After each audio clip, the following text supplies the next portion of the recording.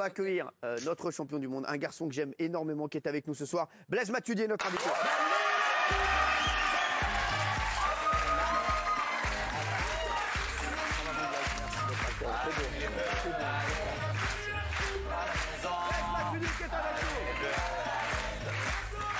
Merci Blaise d'être là. Bravo mon Blaise. Quelle passion. Très grand. Matuidi. Ça manquerait après. Blaise, vous êtes remercié d'être là. Merci Blaise. Je voudrais dire un petit truc sur Blaise d'abord, c'est que c'est un mec d'une humilité, c'est un truc de fou. Voilà, c'est pour ça, c'est ça que j'aime chez toi. Tu la ramènes jamais. C'est pour ça que tu es un très très grand footballeur.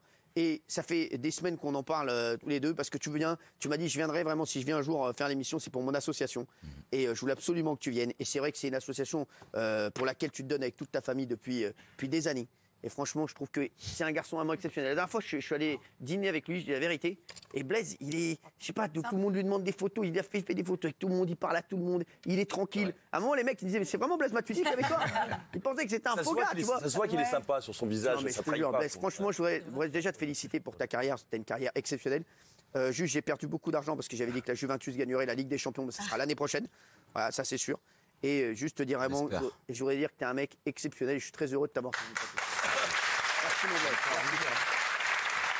Alors Blaise, il y a 3 ans, tu as créé l'association. L'association définie comme facilitateur de projets envers les jeunes à travers de nombreuses collaborations associatives, mais également plusieurs temps forts annuels qui permettent d'entreprendre de grandes actions, dont la construction d'un orphelinat au Congo. On va regarder la présentation de l'association et après, bien sûr, on va faire plein de trucs avec toi parce qu'on a envie de t'aider sur l'association et on a envie d'en savoir encore plus sur toi. D'ailleurs, je t'ai fait un petit truc sur tes looks. Tu vas voir, tu as changé beaucoup de looks. Hein.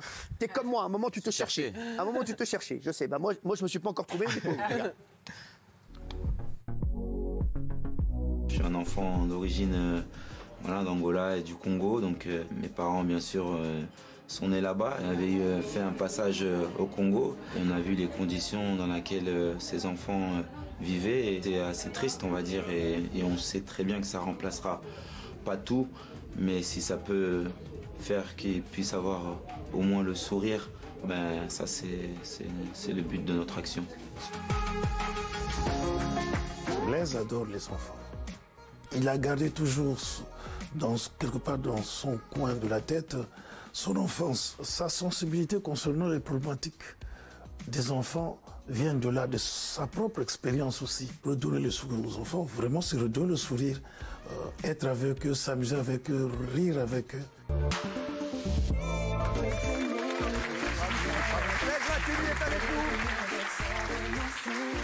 On a préparé une petite frise, regarde, de tes looks. Alors déjà, on commence quand tu étais enfant. Regardez, Blaise Matuidi, enfant, regardez, bah, il faut défriser, merci. Oh. Ouais, t'avais l'air vénère, là, frère. T'avais volé un ou quoi, là? Il est mignon. Quand j'étais petit, j'adorais le lait. Là, je crois que mais ouais, frère, maman, elle m'avait pas apporté le lait. On t'a volé le lait, là. On t'a enlevé un Kinder ou quoi, frérot, là? Après, alors en 2004, t'as commencé ta carrière pro. Pas mal. Mais t'as changé, je trouve. T'as pas la même teuté. La petite moustache. Ouais, t'avais une bonne petite moustache, ouais. Hein, à 3, là. c'est bien, là. Il est pas mal, là. Il est chou, là. Il a vu dans le regard. Alors, c'est pas mal, même la tenue et tout. T'avais 17 ans, là, Blaise. 17 ans. 3 ans plus tard, en 2007, tu joues pour l'AS Saint-Etienne. Ah ouais. Frérot, là, la Pecou, on va s'en parler tout de suite. Je connais, ça t'a voulu faire des pics, tu vois. Tu t'es dit, je veux un truc déstructuré. Il est allé chez le coiffeur, il fait, vas-y, fais-moi un truc déstructuré. Mais t'as toujours la même tête. Mais la Pecou, elle est. T'aimes bien, toi? Le visage est bien, oui. Bah oui, mais c'est le même. Ah oui, c'est lui, là. C'est bien. Le Bah oui, le visage est toujours bien. Mais ça, c'est la période Ophélie Winter, c'est pour ça. Ah ouais, d'accord. Tu connais Saint-Etienne un peu? À Saint-Etienne, il n'y a pas de coiffeur là-bas. Quoi, il y a des bons coiffeurs. Désolé pour les Stéphanois, mais c'était pas évident pour moi, Saint-Etienne. Sacré cheveux, il a plein de cheveux. C'est vrai, ouais. Merci Jean-Michel Maire qui a fait une vanne pour les plus de 170. On est maintenant en 2014. T'es désormais au PSG. J'adore. Ah oui, elle est sublime. Frérot, j'aime beaucoup celle-là. Elle est belle, la Est-ce qu'on repartirait pas sur ça, frérot? Moi, Alors, la je t'aime reste. beaucoup comme ça, mais j'aime bien le trait circulaire. Ah ouais, C'est pas mal, ça. la virgule. c'est pas J'aime bien. Et le petit col roulé rouge, Magnifique. j'aime Stylé, beaucoup. hein. Ouais, ça lui va. Ah, Très classe. j'aime beaucoup. Alors, on termine avec une dernière photo. On est en juillet 2018. T'es donc sacré champion du monde. T'es à la Fontenay-sous-Bois. Oh là là. Regardez, ouais. Ah, là, c'est non. Là, c'est non, là. C'est non. Les champions. Là, c'est Bah, il est quoi, les champions du monde. Ouais, il va faire la coiffure, hein. Non, mais en fait, il faut savoir que j'ai perdu un pari. En fait. Ah, voilà. Ah oui. J'ai perdu un pari. Bah, moi, j'en perds tous les jours. Non, mais tu kiffais pas ça, en fait. Non. Ah, C'était quoi? C'est vrai que la couleur est pas ouf. Voilà. Isabelle, je suis sûr que t'aimes bien, c'est roux. C'est roux.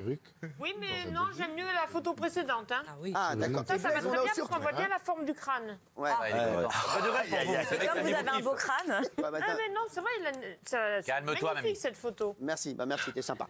On a aussi retrouvé une photo de toi avec ton équipe de foot quand tu étais petit. Regardez. Regardez. Vous l'avez retrouvé? À gauche. Le même. C'est vrai que t'as la même tête. T'as la même tête en fait. C'est un truc de ouf. Bah, c'était tu le T'as pas changé, je te jure, c'est un truc de ouf. Mais Blaise, je sais pas ce qu'il a, il a l'air toujours gentil. Oui. À part que sur la première photo, il était vénère, sinon tu te dis, tu sais quoi? C'est pour ça qu'il est bon en foot, parce que tu te dis, lui, ça va, il est gentil, pas rien. Garde l'énergie pour le Ah, terrain. et il garde l'énergie pour le terrain, je te jure que c'est vrai. Alors Blaise, il y a un petit truc aussi, je voudrais revenir sur ton. Ça fait longtemps que tu n'es plus un cœur à prendre. Tu t'es même marié. Pour ta demande merde. en mariage, tu as fait un truc incroyable. C'était en 2016. Tu étais au Grand Rex avec ta compagne pour aller voir Star Wars. Et pendant les bandes annonces, il y a eu un film qui a été diffusé qui se terminait par avec un message de vos filles qui demandait à ta femme de l'écouter. Ah, c'est Énorme. beau. C'est énorme. Franchement, c'est fort. She good. Franchement, frérot, ouais, c'est mignon. C'est toi qui as eu l'idée, tu t'es dit, je vais faire un délire comme ça. Ouais, je me suis dit, je vais faire un délire.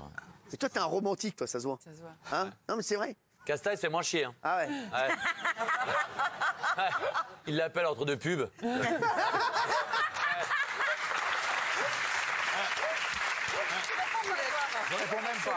Alors, t'es né en 87 à Toulouse. Il paraît que t'avais un accent toulousain de ouf au début. Il paraît que tu te faisais chambrer grave par les autres joueurs. Je disais du pain. Ah, c'est vrai? Ah, tu dis du pain. Et t'as perdu l'accent complètement de Toulouse maintenant. Après, t'es passé à Paris, t'as pris l'accent parisien, maintenant t'as l'accent italien. C'est ça, tu t'adaptes. On s'adapte. Tu t'adaptes toujours. Bon, tu vas pas arrêter tout de suite. Tu vas combien de temps encore? Encore 5-6 ans. J'espère, Et je j'espère. vois comment tu cours, frérot. Tu peux faire comme Federer. Hein. Tu peux faire 38-39 ans, hein, je te le dis. Ah, mais si, tu peux. En plus, je suis dans un club qui me donne la possibilité justement de pouvoir aller encore plus loin, donc on verra bien. Tu as fait plus de 670 matchs. Bon, tu as fait 4 clubs, donc tu étais à 3 au début, après Saint-Etienne, Paris Saint-Germain et la Juve. Et voilà, donc c'est vrai, 56 buts en carrière. Vraiment, je te dis, c'est le plus beau souvenir que tu la Coupe du Monde. La finale. Bien sûr, c'est le plus beau souvenir. Je pense Ouais. que gagner une Coupe du Monde, c'est un rêve de gosse. Et même en étant petit, j'aurais jamais honnêtement imaginé être parmi ces 23 à C'est ouf, soulever ce magnifique trophée. Ça a été vraiment un moment magique et qui restera dans le cœur des Français. Et d'ailleurs, vous avez reçu la Légion d'honneur il y a quelques jours. C'était le 4 juin dernier, en compagnie des 22 autres champions du monde. On va revoir ce moment. Tu vas nous raconter comment tu t'es senti. Regarde. Monsieur Blaise Matuidi, au nom de la République française, nous vous faisons chevalier de la Légion d'honneur.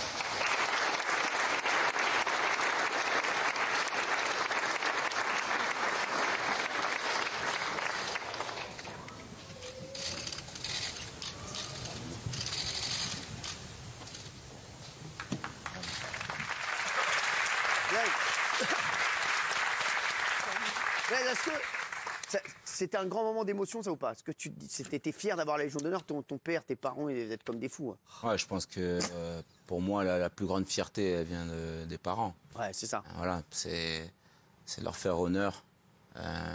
Pour moi, c'est ma plus grande réussite, on va dire. Mais moi, ce que je vois, c'est que tu es champion du monde, mon frère, et toi, tu es tout calme. Moi, je suis champion de rien du tout. Mais mon frère, mais moi, je suis champion du monde, mon frère. Cornetto sur le front, il est déjà Mais content. moi, je marche en roue toute la journée dans la rue. Il fait la licorne gratos. Il y a un mec qui me parle. Je suis tout le temps avec la Coupe du Monde comme ça. Vas-y, comme ça, je marche avec, tu vas tranquille. Ah, mais sans déconner.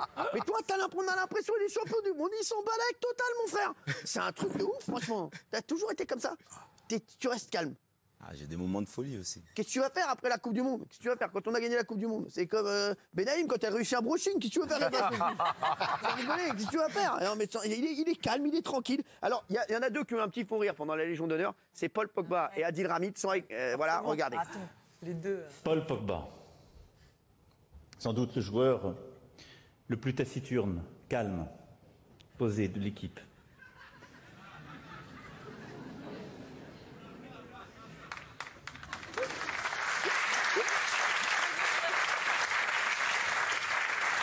Alors, et on a retrouvé une vidéo qui vient d'un ancien coéquipier du PSG. C'est notre pote Mamadou Sakho qui te croise en pleine rue et il t'appelle. Et ton regard va changer directement quand tu le reconnais. Regarde, tu te rappelles de cette vidéo ou pas? Ouais, truc de fou. Paris, c'est petit. Regardez qui je croise. Mon gars de soin. Blaiseux, Blaiseux, Blaiseux. Mon gars, mon gars. Tu joues avec lui? Je profitais de sa présence juste pour dire un truc, parce que dans toute la presse people, je ne sais pas si ça vous agace ou pas, on lit tout le temps, forcément, Ribéry qui mange un steak en or, les voitures des footballeurs et tout. En revanche, je ne lis jamais qu'il y en a qui sont, qui dirigent des associations comme vous, ou que... Comme Franck, qui fait plein de trucs, Franck. Ou Mbappé, qui donne son argent, effectivement, et ça, on le lit partout. Est-ce que ça vous agace pas, ce côté, on ne sort toujours que les mots, le côté bling-bling des footballeurs, et on ne dit pas tout ce que vous donnez aussi aux autres, comme, par exemple, moi j'ignorais aujourd'hui cette association que vous dirigez. Non, après, c'est vrai qu'à ce niveau-là, on est assez discret. On n'a pas envie non plus tout le temps de montrer qu'on aide. Voilà, je pense que c'est pour nous le plus important, c'est ce que l'on fait et ce que l'on donne. C'est pas ce qui ressort. Voilà, pour nous, c'est ce qui importe. Après, on laisse l'après juger. J'ai pas envie de parler de ça, mais voilà, après c'est vrai que après c'est vrai que nous voilà, il y a des émissions de télé dans lesquelles il en parle, mais c'est vrai que Blaise, il est très très présent sur son association et lui c'est vraiment sa priorité. Blaise, il paraît que tu avais 2 surnoms. Alors je voudrais comprendre tes surnoms. Alors je crois savoir, c'est parce que c'est par rapport à ton jeu à mon avis, la pieuvre. Ouais. Ah oui. Parce que c'est vrai que tu es partout. Sur le terrain, on croit toujours qu'il est plusieurs. Sans rigoler, c'est un truc de ouf. Et le chewing-gum, parce que tu lâches pas les mecs, c'est ça? c'est ça exactement. Ouais, tu lâches pas. À l'entraînement, j'étais. Ah ouais? J'étais chiant. C'est Samir Nasri qui m'avait donné ce surnom. Le chewing-gum? Ouais. Ah, t'es une tannée, quoi.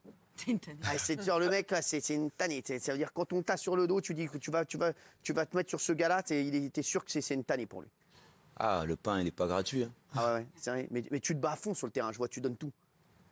Ouais, chaque bien match, sûr. chaque match, on dirait que c'est le dernier, frère. Tu vas en jouer d'autres, t'angoisses pas. Hein. Après, je joue avec mes qualités. Ouais. Mes qualités, c'est ça, c'est de ne pas lâcher. Et c'est ce qui m'a amené ici. Alors, il y a la Coupe du Monde des féminines en ce moment. La France a gagné encore hier. On est en 8e de finale, hein, ça y est, c'est fait. Et tu regardes un peu ce que font les Françaises?